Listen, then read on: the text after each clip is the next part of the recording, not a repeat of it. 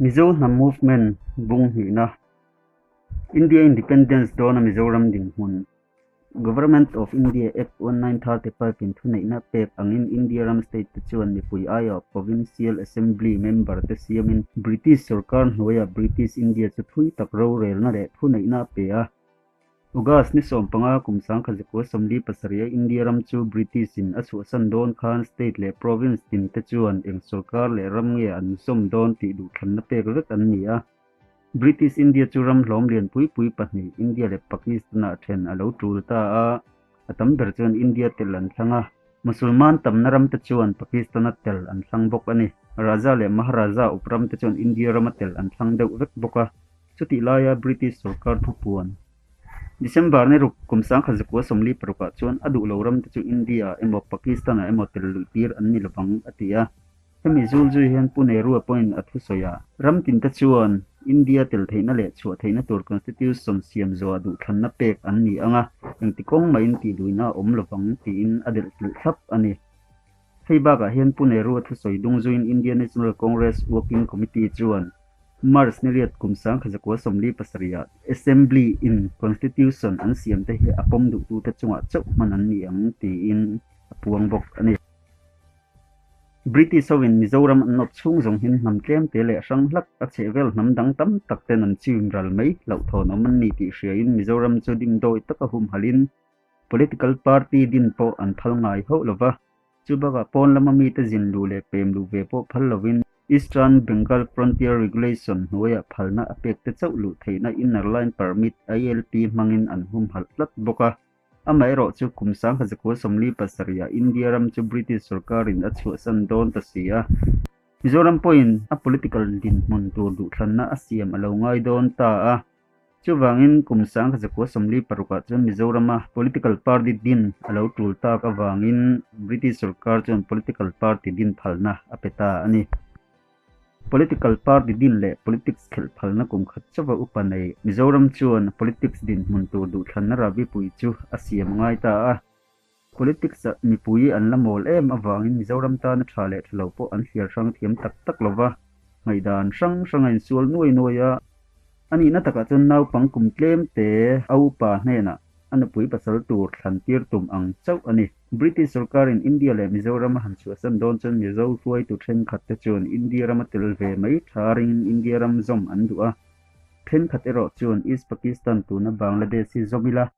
Mizoram tan chun kan chak khai lamna anayin kan tan athaberang antia Burma atanga huai tu then khat lo chuk te ngai dan zomin then khat ero chun Burma zom chu Mizoram tan athaberang antiboka lom dang le chuan British sarkar en kolna hnuaia la omri in crown colony angin la omri la thang antiboka tin then khatte chuan British an chu adon si chuan independent tin omila kan tan athaberang antibok ani hengai dan panga te hi in sualna sa hlea India rama tel du tu te chuan India Independence Day August ni som panga kumsang khajakwa somli pasaria chuan bursa pisa kota India flag tar ngei an tum thu an soya India ramat lu du lo tu te ve thung chuan an tar don phut chuan kan kap nge yang tin an silai nei ang te chuan chei thave so bok ani chu hria in borsap chuan ting thiam takin India flag lo thleng lo atia India flag chu tar lovin in ti boina om thei po chu pumpel anita ani India flag hi alo la thleng lo tak nge borsap hin ting thiam takin boina pumpel nan hetiang rem ruat na hi asiam ta ti po hriat chen ani talem lo ani engpo ni se British an chuata ka chuan an kal san tak mun ruak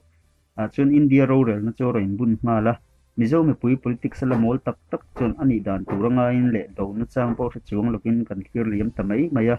chu India rama Mizoram atil ve dan chu ani deuh taringot mai ani independent ta India alo pian ta ka chuan India constitution siam turin constituent assembly din alo ni ta Government of India Act 1935 angin state tamber ta chuan mi pui thlan ayo an nei sa deuh veka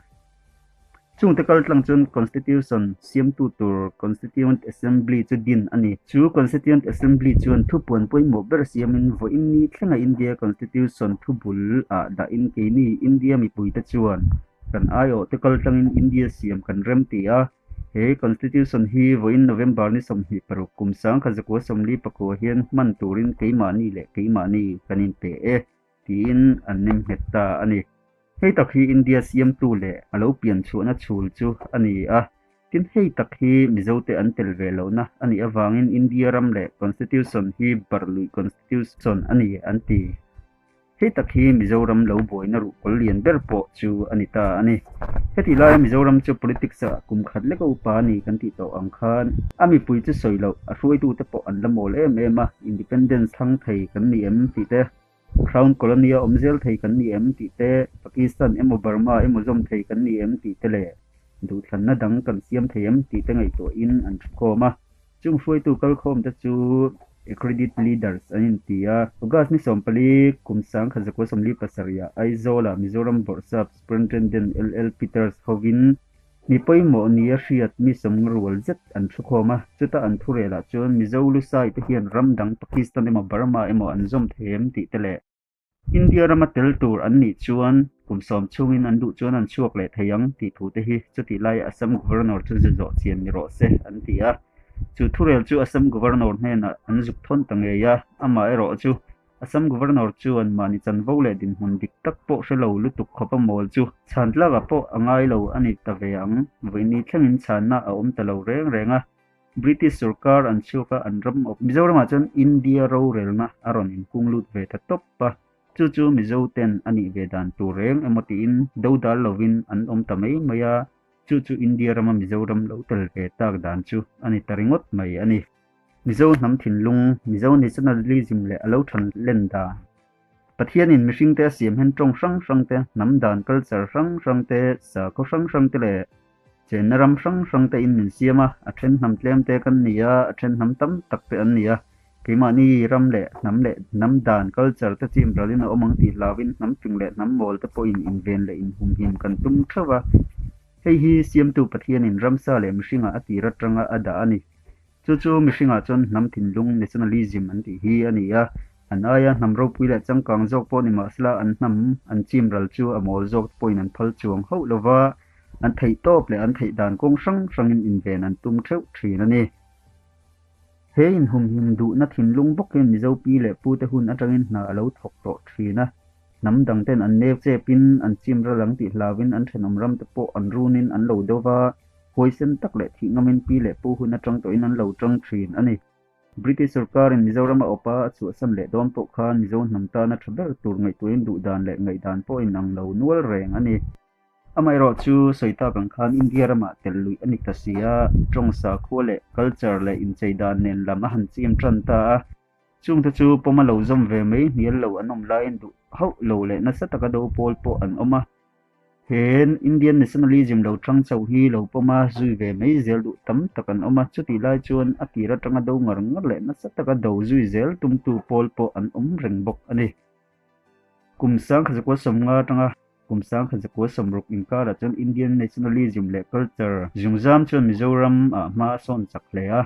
Mizo million masa tam tak ta chon an paten Mizo tong thiam mang lo le paideu hleka an tong ta chu za pui nekin an chuang ma to jok emoniti turin an oma in China lama po vairam in China sari le seluar te po alarin in buam nan an mangtran le to a vairam a cheng tam le Mizo ti dan le non thung shamang lo chu in chuan nan taka mang pol po an than hem sot le ani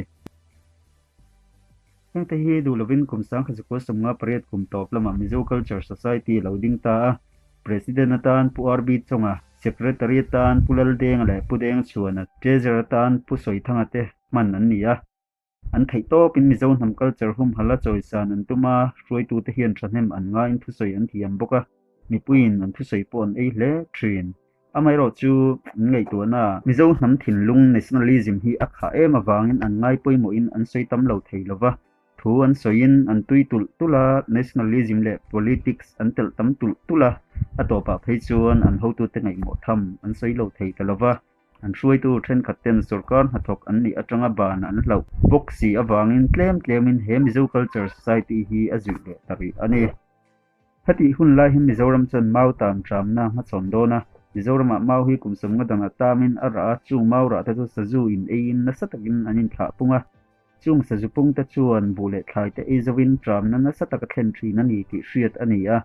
heng thu te hi chuti lai Mizo district of tu Assam state sarkar ruai tu te hmena thlen ani a ama ero chu Assam Sarkar le India ruai tu vai te hian an oi ho lova kum som nga dana mawata ma sazu lo pungin tram na athen trin ti chu mizo te pui thu na thu satlia mai maya an ngaya Mizoram ruai tu ten lo in buat sei lok tura an fil po chu enga ma an ngai du lova anin buat sei du bok hek lo ani tram na alo ten nuwa har sat man me lovin Mizoram ron tuam nu cham mi ruai tu te chuan kan fil lok an Assam Sarkar hi lo in buat sei lok deuh sila chuan hit takami pui tur nei thui tak chu kan pum pel nge yang antia adik reng bok ani soilok ang ngein kumsang khazakwa samnga pakwa mau chu alo tam le tangeya sazu alo pungin bu airal na samei sia Mizoram mun tina bu ai tur har satawangin an thek boita a chuti lai chuan development te la chaklo em wangin ziprot chete te tlema zong om chu thilpur vel na kong om chun ania abak zong chu chipa phur ngai vek ani Mizoram en kol tu Assam State Sarkar in amang an thlak zia an han mu chian nu meu chuan an phi ta ruai maya an thei ang chin china tho na in bu fai an thlaka kamero chu ti tham tak tak thlak thei ani box chi lova motor manga bu fai an ron phur thei te chu kongdunga mi pui mang ang lutuk chuan lo tlang thain an lo la a chung mi te chu sarkar le police lamin manin an han tan tir le bok thina chung tram mang ang te bel chuk tur le atulang zela mi pui tram te ta na thok turin poldin angai ni ti ngai dan alo chuk ta heti lai hen Assam State a Congress Sarkar a lo dinga Mizo District Council a Mizo Union Party a ding boka anin ngai lo em mai ani tichuan Mizo mi puite tram ngai tu tur atan na thok turin Mizo Culture Society din tu thren khat te khan eng pole ma chu din na trula ni tin an soi zuita chumi nu chuan pol chu din in ahninga Mizo National Famine Front antita ani adin tu te Mizo nam thin lung pu tak tak vek le alung phum bul taka chuan namril ru tun din tum tak tu te an ni awangin ahninga po an tum da ni alang sa hle a Mizo te nam nation sang ting kan ni ti ngai dan tu ngei tumin ahmin an sa tin chuti lai ram le mi pui te voi pui ber tram na dawa ma roi tu tur an ni ti an tar lang bok thina chu ba ka pui ngo ber jok chu tram na alo re nu Mizo nam thinlung champion pui tur political party din tum ngal an ni awangin chumi huna hming chom rem ngal tur an duang boka chu wangin ahminga po Mizo National Famine Front anti tarenga tramna alo rea trul lo huna chuan famine ti hi pain Mizo National Front MNF anti mayang chu ti chungin an hing hi an sa ani president atan puar deng thuma mga secretary atan pulal denga an mga pulal denga hian sarkar na alo chol san to bok awangin arem chang lea suai tu dangte ro chu omnual ma se chuti lai mela le langsar an tel tam lo hlea ahun le an tho turin azir hrim hrim ti lova chuan chuti te chiama chuan om ruai tu te an om tam lem lo ani hun rei vak lova chuan chuti laia cinema hall om chun Krishna Talkies Jodin cinema hall ni ta a hian van tlang in khom an kova ting tlang le a chevel hnai anong chapoin an local thole a ni pui thin lung chu an thu soi te hian a hne hle a tin he pol hian unit le branch ero chu adin tam man vak lo ani a tho ber chu mi pui tram mangang aizol local te lo pui ani a sum nein mi pui an tran pui theilawa ma se office lama dil tur te bui pui ngai tur reng reng chi te an lo puia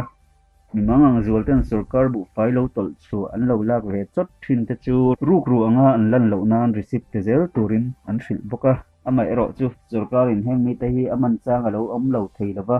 chung te bel chu chu ngati tham fe ani bok thin ani Mizo District Council ho tu te le Assam Sarkar ho tu te in mu thiam lo awang khan MNFF ho tu te hi Assam Sarkar lama an ka tum thiana